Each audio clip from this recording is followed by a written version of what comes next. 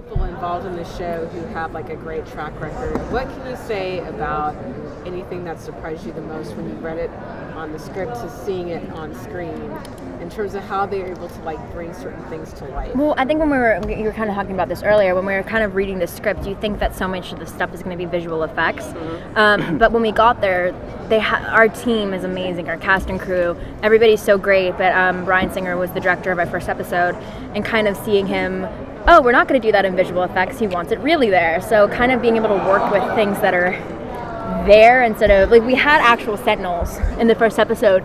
I mean, they weren't moving, but we had like prototypes there, so kind of being able to see how it's going to play out before we're filming it. Was really cool, actually, because it's, you take it for granted how much that stuff helps you, because like if they hadn't shown us any like designs or anything of those robots, or we wouldn't even have been we wouldn't have known what was chasing us. We wouldn't have known what was going on. And you know, if they did all our powers with practical effects, with visual effects, we wouldn't have known what was going on or how to act around them or at all. You know, so it's been cool like that. So having practical effects, it can be very helpful. It's very helpful, and it's also very cool. Right. Because, dude, okay, second episode, we had this whole thing set up on the highway where, oh yeah.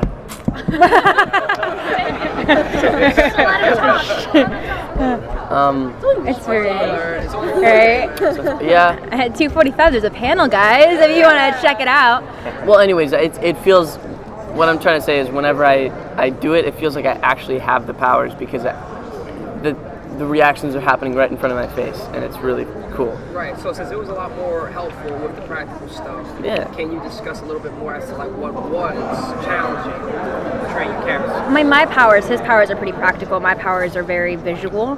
It's a shield, and it was kind of cool developing this character because you've never seen her in the, like, for Polaris or for Blink, everybody has an idea of what this should look like. For my character, it was like, okay, what would this look like? And I think that it's also cool because my powers are developing more, so my prototype for my powers kind of start changing as I become more developed.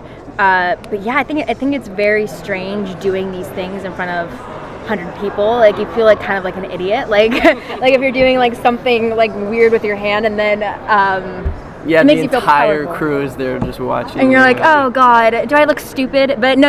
In the second episode, I've seen episode 1, a little bit of episode 2, and our visual effects guys make it work, which is awesome. Make us look badass rather than goofy. Is there any X-Men characters you would really like to see on the show, like dream X-Men characters?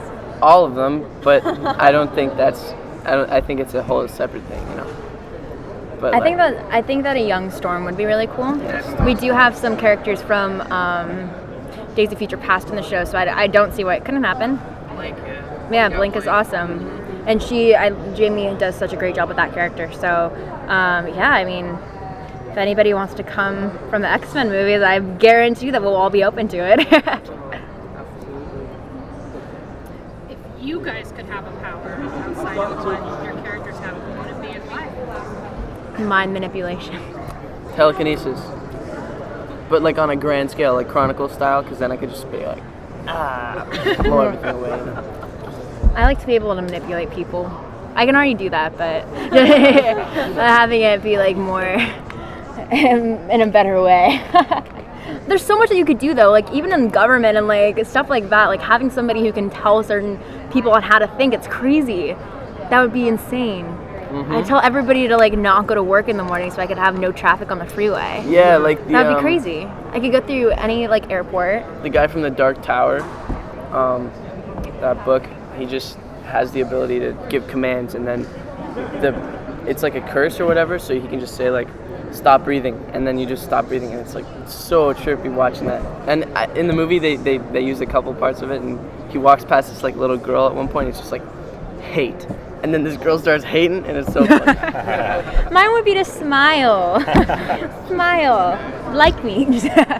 A lot of young actors really wanted, to be a part of the show. Can you tell us a lot about the audition process for you guys? Because I think, the one thing that made me look forward to is just seeing the the portrayal of these characters. I thought it was really well cast. Well, it was very interesting, my audition process, because my original audition was for Runaways, which is a Hulu show.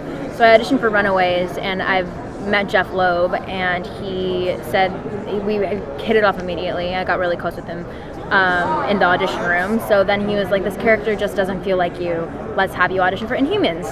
So then I auditioned for Inhumans. He's like, this just doesn't feel right. I have this new script that's X-Men based, and it got me the most excited because I've grown up with the X-Men movies, and I think that they're extremely iconic.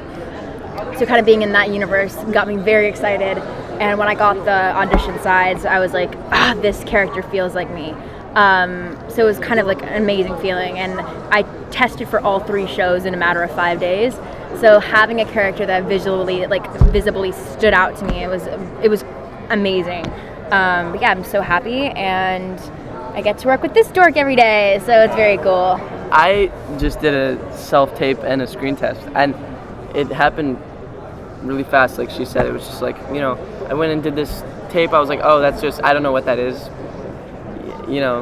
With Marvel, they can't tell you anything. Yeah, that's the biggest problem. They hit it. So. Yeah, you don't have a real script. For the first 2 weeks of booking this, I never read anything. I didn't know what I was doing. Yeah. For the tape, I didn't have those like butterflies or anything because I was like, oh, what is this? And then like 2 weeks later, suddenly I'm in California, and I'm doing a screen test for like Bryan Singer, and I'm like, What is this? Yeah. This is a TV show? What are some of the villains that you guys would love to go and fight? Whether it's hand-to-hand combat. I'm thinking of one, but I can't say it because it gives away our storyline. Yeah. A villain that you'd like to fight. I think that it would be really interesting to see Magneto in the script, especially because we see his daughter in this, and I think that he's been one of my stepdaughter. But she just said that it was her real dad.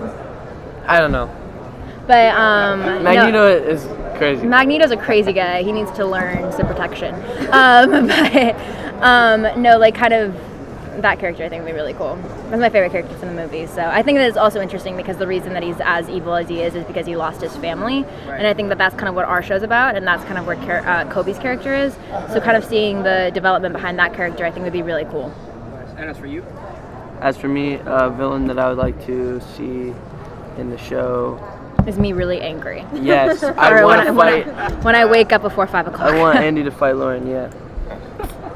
Bring it, bitch. Thank you so much for your time. Thank you.